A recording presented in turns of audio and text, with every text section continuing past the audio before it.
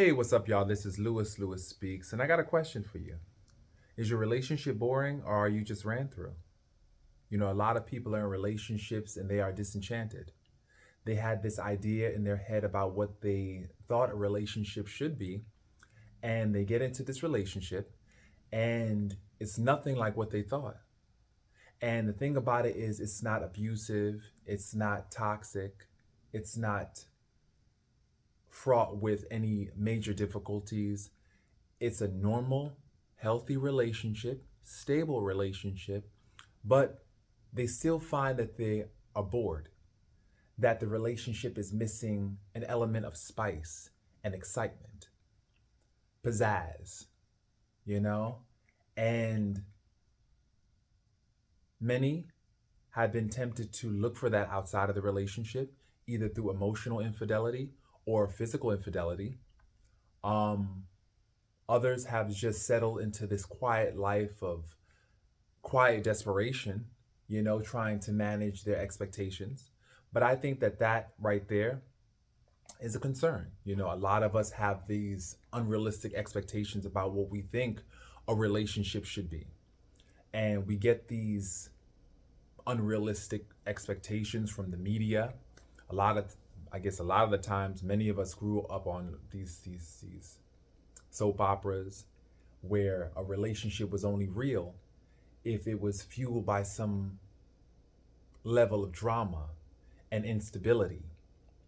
And so a lot of us use those relationships as the model and as the archetype for all relationships. And quite frankly, that's dangerous because a healthy relationship is one that grants you peace, where you don't have to worry about your partner going out cheating on you, beating on you, hurting you.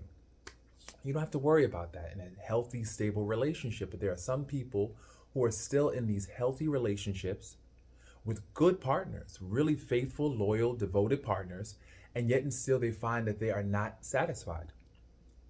And when that happens, I think that it's important to first go inward, explore where you first learned about love. What were your first experiences with relationships?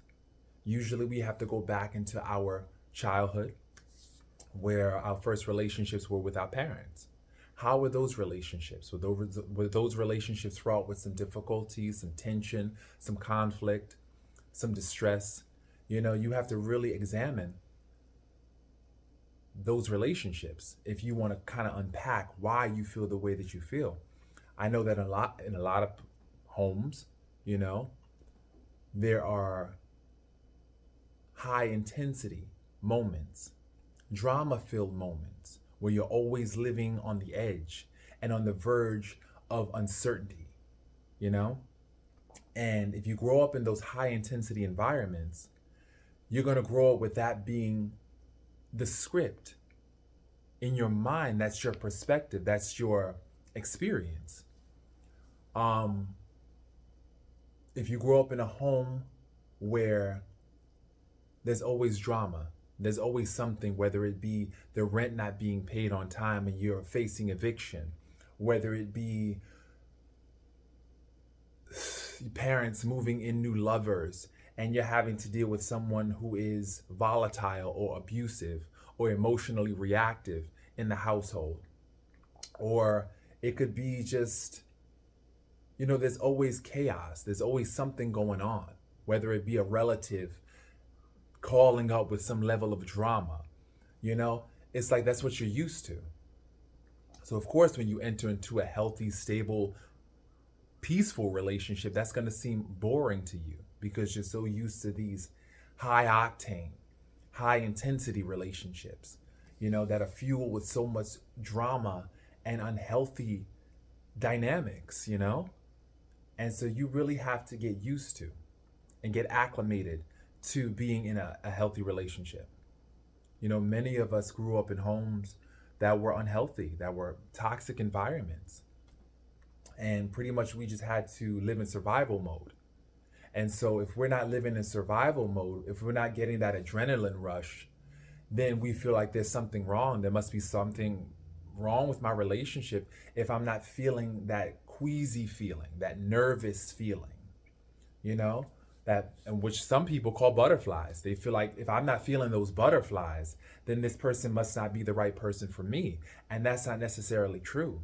A lot of times we have a lot of childhood wounding that we have to unpack in order to really, really be able to appreciate and accept a healthy relationship. Because if you're, like I mentioned before, if you're so used to dysfunction and someone comes along trying to offer you a life of stability and functional behavior, your initial reaction is to reject it because you're not used to that. You're used to the devil that you know, which is in this case, drama. You're used to that. That's English to you. You know how to navigate that world. But when it comes to a healthy, peaceful, stable, functional relationship, that's just brand new to you. You're just like, what? What is this? You know? And so I think once again, it's just about relearning, retraining your brain to form new connections, to begin to appreciate peace, appreciate not having to argue and fight and take abuse from somebody. You know, it's about relearning those dynamics over and over again and putting those into practice, because love is a practice, it's a decision. You know, we think that, I guess, based on the media, that we have this, you know, love at first sight and automatically you're just drawn to someone. This is your destiny. This is your soulmate, your twin flame. But a lot of that is just fantasy. A lot of that is not reality. You know, you have to learn how to love. You have to put love into practice. Decide that you want a healthy relationship. Decide what that looks like for you. Decide other ways of trying to add spice into the relationship by maybe taking trips. That's an option. By having date nights.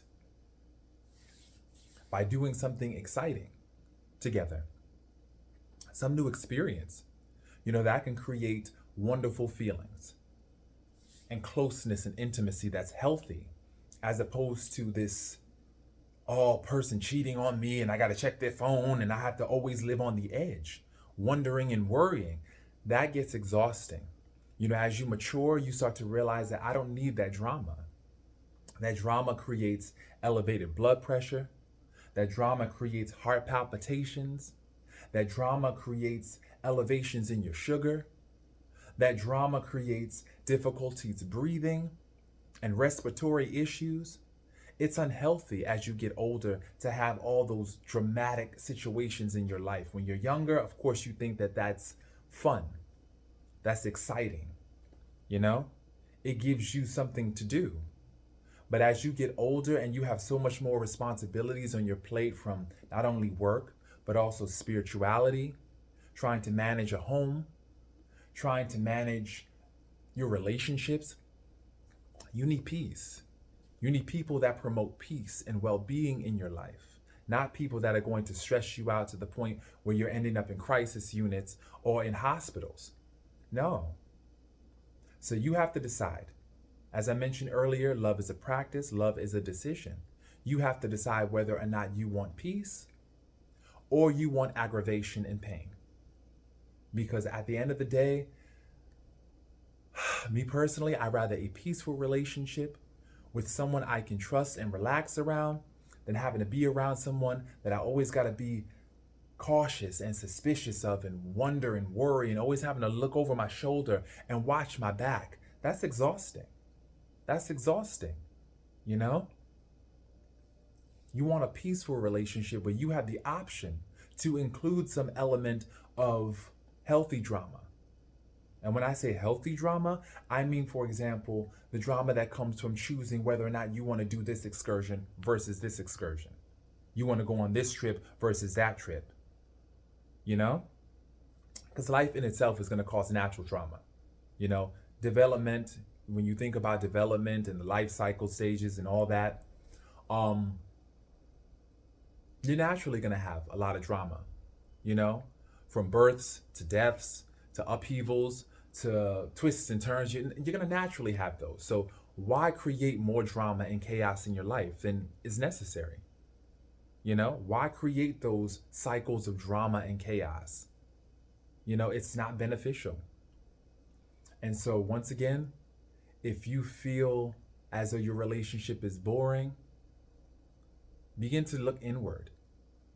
You know, what is it that you have experienced that has caused you to think that this relationship is boring? A lot of people it just ran through. A lot of people had so many relationships that were just high intensity, high octane, that they just can't sit down somewhere and enjoy love. Love has to always be something that they suffer for in order for them to value and appreciate it. And that right there is a problem. You know, you have to ask yourself, am I ran through? And not just sexually, emotionally. Because people could run you through and put you through changes. They could run you through the mill and put you through some real hell. You know, so that's the thing. Are you emotionally ran through? Are you physically ran through? You let everybody up in your body. Now you can accept and appreciate the love and the sexual closeness. Because a lot of people are not satisfied sexually in their relationships either with their partner because they're so ran through. They've done so many just adrenaline producing sex acts that they just ran through. They ran through. So once again, you have to check in with yourself, and you just have to relearn how to enjoy peace. Because to be honest, as I mentioned before in previous videos, the culprit in most relationships, I think, is overexposure. People have been overexposed to these high intensity experiences that they can't enjoy the peaceful. You know, I think about also with our entertainment and the media, you know, a lot of times you can't enjoy something like The Little House on the Prairie, or, you know, maybe Saved by the Bell, or, you know, Family Matters. You can't enjoy those shows because they're so used to the high drama, high intensity, those soap operas, Melrose Place, Beverly Hills 90210, and Models Inc., and all these other shows that were just high intensity. All the haves and have-nots. There's always something going on. And it's like that's intentional to keep your attention and to keep you engaged. But at the same time, it causes you to lose appreciation for the simple, for the peaceful, for the good. Because you're so used to dealing with this fast pace. You know, you're always on the go. Adrenaline is always pumping. Whoa! You need to take a step back and relearn how to appreciate the calm, the peaceful. You know, and that takes, once again, that takes you deciding. That takes practice. That takes you immersing yourself in calming activities. Sitting with the initial discomfort. That's an important thing too. Sitting with that initial discomfort that you feel as a result of your upbringing, as a result of what you've been exposed to. You have to definitely relearn how to appreciate the simple. It's kind of like when for those who have been addicted and they identify as recovering, those in recovery, they have to relearn how to be sober. They have to relearn how to enjoy life again without drugs and alcohol. Same thing applies to people that have come from different lifestyles that have been very high intensity. You have to relearn and reprogram yourself to appreciate those calm moments, those peaceful moments, those enjoyable moments that don't always have drama, you know? So once again,